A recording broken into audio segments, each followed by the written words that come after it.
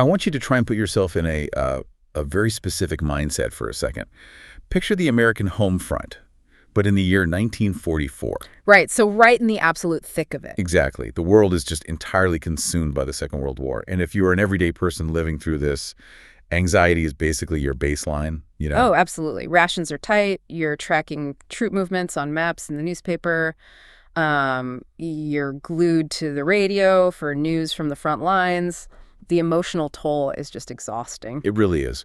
But if you were to walk down Observatory Avenue in North Providence, Rhode Island, and you step inside this small, kind of unassuming place called Bill Baker's Miniature Theater, you would find a completely different reality. A totally different world. Yeah. You'd find a group of people making like live turtles appear out of thin air. Or you'd see a man cheerfully eating a sandwich while seemingly sawing right through his own arm. It is such a profound contrast. I mean, outside those doors, you have the heaviest, most consequential global conflict in human history. Inside, you have this pure, unadulterated, highly specific joy. Right. And that contrast isn't an accident. It's actually a mechanism for survival. Well, welcome to this deep dive. Today, we are opening up an absolute time capsule. We have this really fascinating stack of primary sources to explore. They're excerpts from the 1944 issues of a trade magazine called The Linking Ring. Which was, and actually still is, the official publication of the International Brotherhood of Magicians, or the IBM. Yeah, the IBM. So our mission today is to take these old trade magazines and really zoom in on one specific, incredibly vibrant micro-community, which is Rhode Island's Ring 44. It's such a great group. It is. We are going to explore who these people were, the bizarre and just wonderful magic they performed, and how this eclectic group maintained community and, honestly, their sanity during one of history's darkest chapters. You know, looking at a local club like Ring 44 gives us a perfect microcosm of mid-century American hobbyist culture. It shows us exactly how everyday people use their shared passions to create resilience. Yeah, because when normal doesn't exist anymore, human beings will go to just extraordinary lengths to construct a new normal. Exactly, even if that new normal involves straitjackets and disappearing candles. Right. So to understand how this specific group in Rhode Island managed to build such a robust sanctuary, we kind of have to look at the foundation. You don't just spontaneously get a highly organized, deeply theatrical community without a catalyst. Right, someone has to start it. Exactly. And for Ring 44, that catalyst was a man affectionately known as Uncle John. Ah, yes, John H. Davison. Yeah, Uncle John. He organized Ring 44 back in February of 1931 and served as its very first president. And his backstory reads like an adventure novel from the turn of the century. I mean, it's wild. It really is. He was born in New York in 1868, meaning by the time we catch up with him in 1944 in these magazines, he is well into his 70s. An elder statesman for sure. Yeah, and he didn't even start out in magic. He was actually a professional musician. He studied the flute, played in a theater orchestra, and eventually led his own band. But the magic kind of got him eventually, right? Oh, yeah. As a boy, he'd been infatuated with magic after seeing legends of the era like Herman and Keller. So he slowly started incorporating a magic act into his musical performances as a novelty, and eventually the magic just swallowed the music whole. And the sources detail his globe-trotting years, and the sheer logistics of his life are staggering. Like, in 1907, he took his musical magic act across the entire world with just 2 trunks. Just 2 trunks. Yeah. He played Hawaii, Manila, Shanghai, Calcutta, Cape Town, and Liverpool. And keep in mind the era here. Commercial air travel does not exist. Right. Taking a show to Calcutta in 1907 means brutal, weeks-long journeys by steamship and rail. The physical toll of that kind of travel cannot be overstated. I mean, the text notes he had been shipwrecked and burned out. He'd been in motor car smash-ups and railroad wrecks. Oh, wow. Yeah, he'd played every branch of the show business except carnivals. So he wasn't just performing tricks, you know? He was surviving the globe. Which really makes me think about his role in this Rhode Island club in 1944. He isn't just an elder statesman. He's almost like, well, he's like the Dos Equis most interesting man in the world, or like the Yoda of the group. That's a great analogy. Right. Like when you are a factory worker in Providence and you're stressed about the draft and the war and you go to your magic club meeting, you are sitting next to a guy who has survived literal shipwrecks and rail crashes in Shanghai. He provides this completely unshakable foundation. He's seen the world catch fire before, and he's still here doing comedic poetry for his friends. Yes. The magazine actually notes that at a March meeting, he performed a rendition of the famous Robert Service poem, The Shooting of Dan McGrew. And it says he shot it as he never was shot before, with gestures and emotion. That kind of vaudevillian flair really set a tone for the entire group, having a globally recognized, widely traveled founder who, by the way, was so respected that he stepped up to lead the entire global IBM organization as international president in 1937. Wait, really? The whole global organization? Yes. He only stepped down because of ill health. But having someone like that fundamentally changes the psychology of a local hobbyist club. It elevates the entire ring. I can imagine. It bridges the gap between being just small-town hobbyists and the global stage of magic. Exactly. They weren't just a bunch of guys doing card tricks in a basement. They felt a direct lineage to a global ambassador of magic. It instilled this outsized sense of legitimacy and pride, setting a standard of theatricality they felt obligated to live up to. And the sheer theatricality Uncle John demanded clearly bled directly into the physical spaces this club built for themselves. You can see it in where they chose to gather. Oh, absolutely. Like their primary hub wasn't a drab municipal building. It was Bill Baker's miniature theater, located at 24 Observatory Avenue in North Providence. Though they did have occasional meetings at the Swedish Association Hall. And Bill and his wife, Louise Baker, served as the host and hostess. Building a miniature theater in a residential neighborhood is a really profound act of boundary setting. When you walk off Observatory Avenue and into that space, you are crossing a threshold. The war stays outside. Exactly. Inside, the rules of reality are dictated by the performers. The sources highlight a moment where an acting president, Doris Spurgeon, presents a past president, Aristide Scola, with the president's wand. Oh, I love this detail. It's so good. This wasn't a simple wooden stick. It was a beautiful wand with a green-eyed snake entwined. Its ceremonial detail is just striking. They are leaning heavily into the pageantry. And the acts themselves totally mirror that intense commitment to an alternate reality. They really do. The roster of members and their highly specific 1944 routines gives us such a vivid picture. Take William Satchel. The magazine describes him performing a terrifying illusion involving a glass front box. An edged plate apparently cuts right through his arm. Right, the classic arm chopper. Yeah, but instead of selling the terror or the gore, he performs the entire illusion while cheerfully wielding a sandwich and a cup of coffee. That blend of macabre illusion and mundane physical comedy is brilliant psychological release. Because think about it, the audience is living in a state of constant, low-grade terror about actual physical violence happening overseas. Yeah, that makes sense. Satchel takes the concept of bodily harm, an arm being severed, and strips it of its horror by eating a sandwich through it. He is rendering the terrifying harmless. It is so true. Then you have Jimmy Glanville, who was the secretary-treasurer of the Ring. His act involves pouring mixed drinks from a bottle, producing live turtles out of nowhere, and pulling something called a bead mystery from his mouth. Oh, the bead mystery. Oh. That was a classic parlor effect where a magician would swallow loose beads and a separate piece of thread, and then slowly pull them out of their mouth, fully strung together on the thread. Ugh, that is incredibly visceral. It is. It requires the audience to watch the physical body do something impossible and, yeah, slightly grotesque. Which brings me to the pacing of these shows, because I am genuinely trying to wrap my head around the flow of this entertainment. Like, right after you have a guy pulling thread out of his mouth and making turtles appear, you have William Wallace. The memory expert. Right. And his act consists of the Sears Roebuck catalog test, where he memorizes pages and prices, and doing the Knight's Tour on a chessboard. So help me understand the appeal of a guy reciting catalog prices next to a guy chopping his arm off. That sounds like a pacing nightmare for a cohesive show. If you view it through a modern lens, it seems super chaotic. But you have to view this through the lens of vaudeville, which was the dominant entertainment format these men grew up watching. Okay, so variety is the point. Exactly.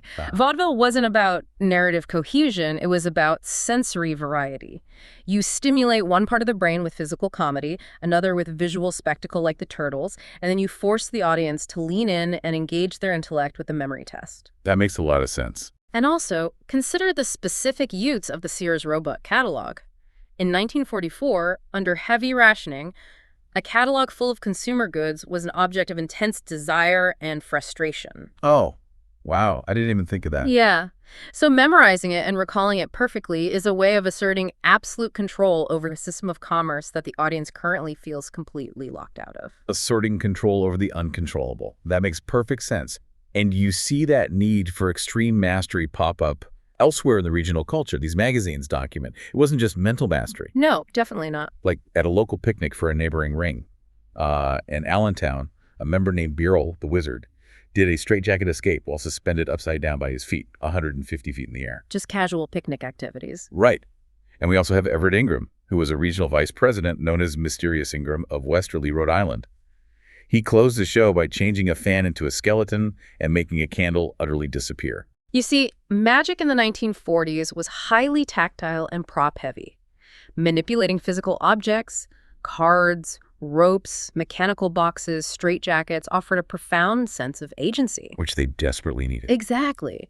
In a world rapidly industrializing to produce weapons of mass destruction, a world where governments dictated what you could eat and where you could travel, an individual man mastering a physical object with his bare hands provided immense psychological comfort. It's a way to feel powerful when you're otherwise powerless. Yes. They were performing for other magicians, which definitely drove intense creativity and one-upmanship, but the underlying drive was the mastery of one's immediate physical environment. But, the real world did inevitably crash into that miniature theater. Yeah. The reality of World War II permeates these magazines, and it fundamentally changed how Ring 44 operated. They couldn't just isolate themselves completely. No, the war dictated their daily lives, and as a result, it dictated their magical activities.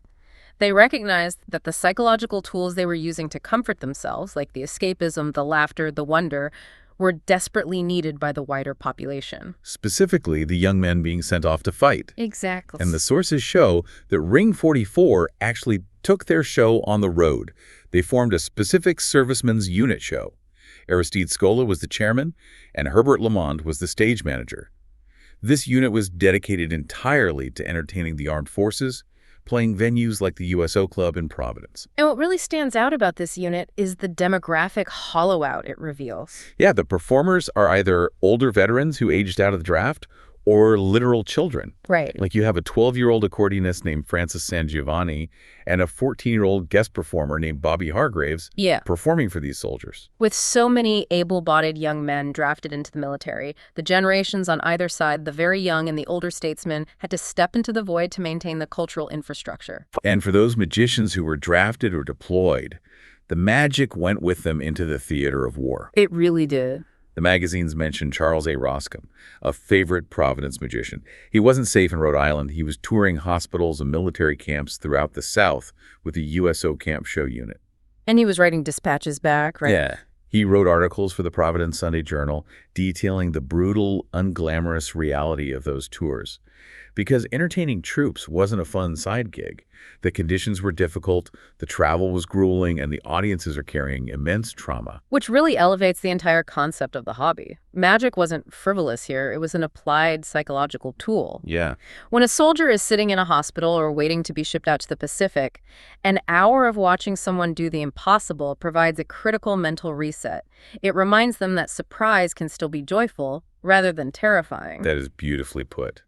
And the disruption of the war also created this massive shift in who was allowed to hold power within these highly traditional organizations. Oh, absolutely. Which brings us back to Doris Burgeon, who we mentioned earlier, holding the green-eyed snake wand. She wasn't just a ceremonial figurehead.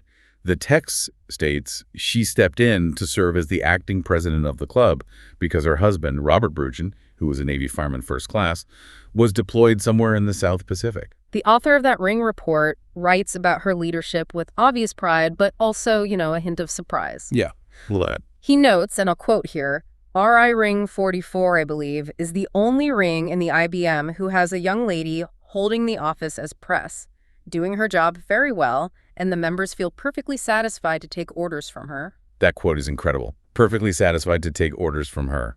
It reminds me of the whole Rosie the Riveter cultural shift, but for hobby clubs.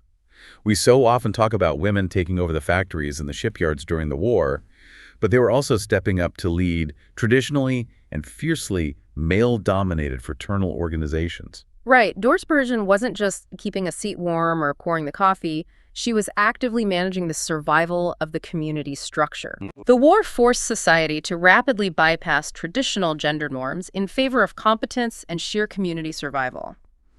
If you rigidly adhered to the rule that only men could run the magic club, well, the Magic Club would cease to exist. Right, because all the men were gone. Exactly. So Doris stepping up reflects how vital the members believed this institution was. Maintaining Ring 44, holding the meetings, publishing the reports, it was an act of defiance against the chaos of the time. They refused to let the war erase their community. They made a conscious decision that the miniature theater was worth saving. I mean, the world was literally on fire. Rationing was dictating their meals. Their husbands and brothers were floating somewhere in the South Pacific, but they were still going to meet on the first Friday of the month. Come hell or high water. Yeah. Jimmy was still going to pull live turtles out of nowhere, and Doris was going to wield the wand and make sure the whole thing didn't fall apart. There is something profoundly resilient about that stubborn grip on joy. You know, knowledge is most valuable when understood and applied. What the members of Ring 44 applied was a mastery of community maintenance.